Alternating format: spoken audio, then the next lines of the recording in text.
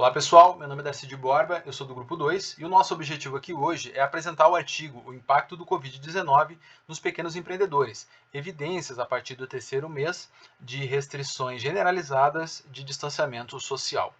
Esse artigo ele foi escrito por Robert Feily e tem 30 citações no Google Scholar. Foi publicado no dia 27 de agosto de 2020 no Journal of Economics and Management Strategy. Bom, antes de falar um pouco mais sobre o artigo e sobre o autor do artigo, eu gostaria de apresentar o nosso grupo, que é o Grupo 2, e a apresentação quem começa é o... Olá pessoal, tudo bem? Meu nome é Eider de Lima, sou administrador, faço mestrado em administração. O meu professor orientador é o Daniel Pufal. O meu projeto de pesquisa será na área de inovação frugal. Além do mestrado, eu faço um MBA em agronegócio e também um pós em educação. Sou administrador de uma rede de lojas varejistas de Porto Alegre e região. Boa noite pessoal, eu sou o João Gabriel, eu sou bacharel em Ciências Aeronáuticas com foco em linha aérea, com os cursos de Gestão de Segurança Operacional e Prevenção e Investigação de Acidentes Aéreos. O meu orientador é o Yuri Gavronski, a gente está trabalhando com empresas de alta confiabilidade, as empresas aéreas, num setor específico chamado Safety. No momento, trabalhando para a empresa EMS Farmacêutica. Olá pessoal, meu nome é Darcy de Borba, eu estou iniciando o doutorado no primeiro semestre. Terminei o meu mestrado esse ano na PUC, escrevi sobre gestão do conhecimento em bancos, sou bancário, trabalho no Banrisul já há 13 anos. Além disso, me especializei também em educação corporativa e finanças. E a minha expectativa para esse doutorado é escrever sobre gestão do conhecimento aí no contexto das fintechs e essa relação com os bancos tradicionais, e também tentar entender alguma coisa de inteligência artificial. Pois então, grupo apresentado, vamos voltar para a apresentação do artigo e nós vamos seguir aqui falando um pouco sobre o autor, que é o Robert Feily. Ele é professor de economia da Universidade da Califórnia. Já tem 237 artigos publicados, conforme consulta do Google Scholar. Destes, 3 já estão com mais de 1000 citações cada um.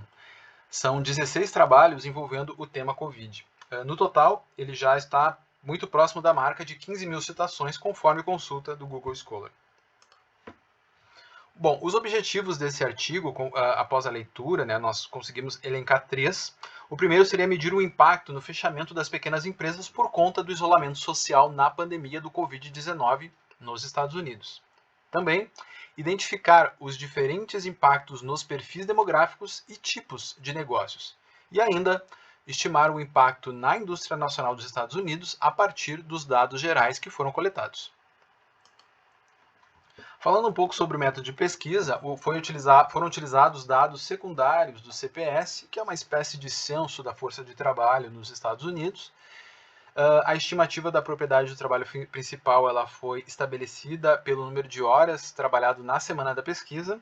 Logo, aqueles indivíduos com outro trabalho remunerado e o maior número de horas não foram contabilizados se o outro trabalho tivesse um número de horas maior do que a atividade como empresário.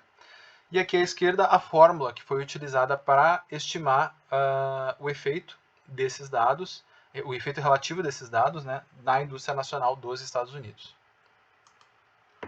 Bom, alguns resultados que nós conseguimos identificar na leitura do paper. Bom, na figura 1, o autor nos traz uma leitura dos últimos 20 anos da quantidade de proprietários ativos, proprietários de negócios ativos nos Estados Unidos.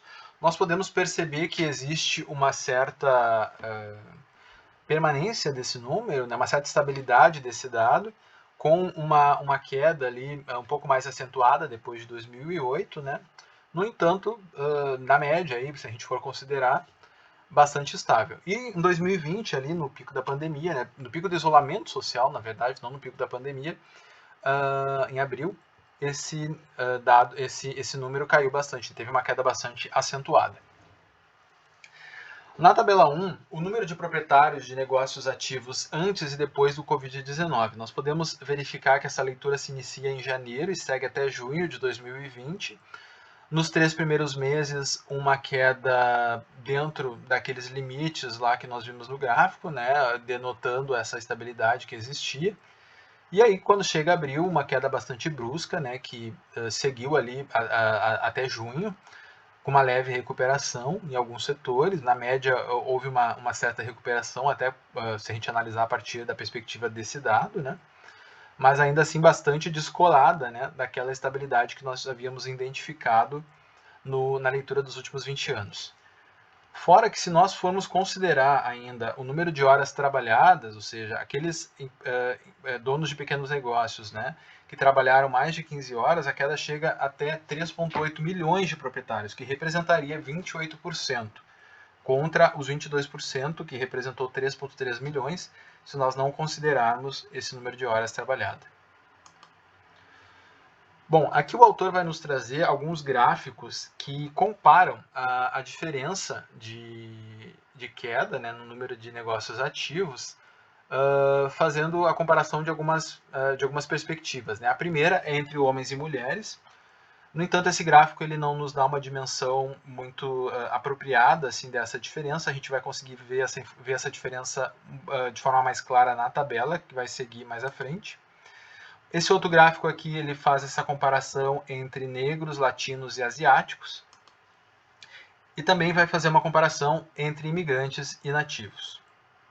Bom, na tabela 2, que ela vai resumir estes dados de forma numérica, nós conseguimos ver essa diferença de uma maneira mais expressiva. Foram analisados grupos de mulheres, homens, negros, latinos, asiáticos, brancos, imigrantes e nativos. O que nos chama a atenção aqui? A diferença entre homens e mulheres, né? Houve muito mais fechamentos de negócios conduzidos por mulheres, da perspectiva dessa leitura.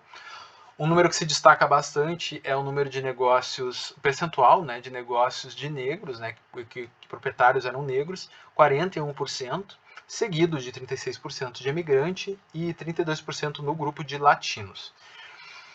Uma questão também que a gente pode analisar no decorrer ali dos meses, né, na leitura de fevereiro a maio e fevereiro a junho, é que o decréscimo, né, o fechamento de negócios conduzidos por negros, ele se manteve alto, o maior dos grupos analisados, tanto no mês de maio como no mês de junho, né?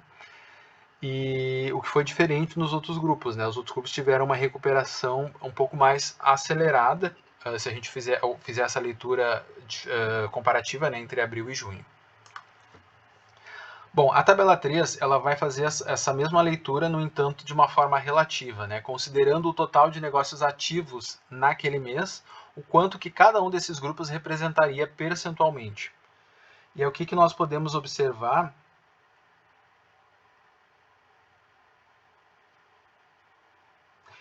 E o que nós podemos observar é que a diferença ali entre homens e mulheres, ela se manteve de certa forma estável, né, nas 4 leituras. Já a diferença entre nativos e imigrantes, ela foi bastante acentuada, né? Ou seja, mais negócios de nativos fecharam, mais negócios de imigrantes fecharam nesse período do que de nativos, né?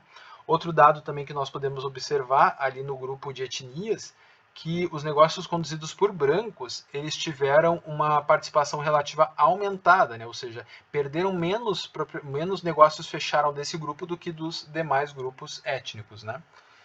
Então é um dado que reforça aí essa tendência a, de alguma forma, né, favorecer esses tipos de negócios, esses tipos esses proprietários, né, que estavam nesses negócios. Bom, a tabela 4 ela vai fazer uma leitura do número de proprietários de negócios ativos por setor, né? São diversos setores ali que foram analisados. Alguns destaques aqui que nós podemos trazer: o setor de agricultura teve um crescimento, né? Ao contrário de outros ali que tiveram queda. Pelo que a gente pode observar, que foi o único setor que teve crescimento nos 3 meses, né? Abril, maio e junho.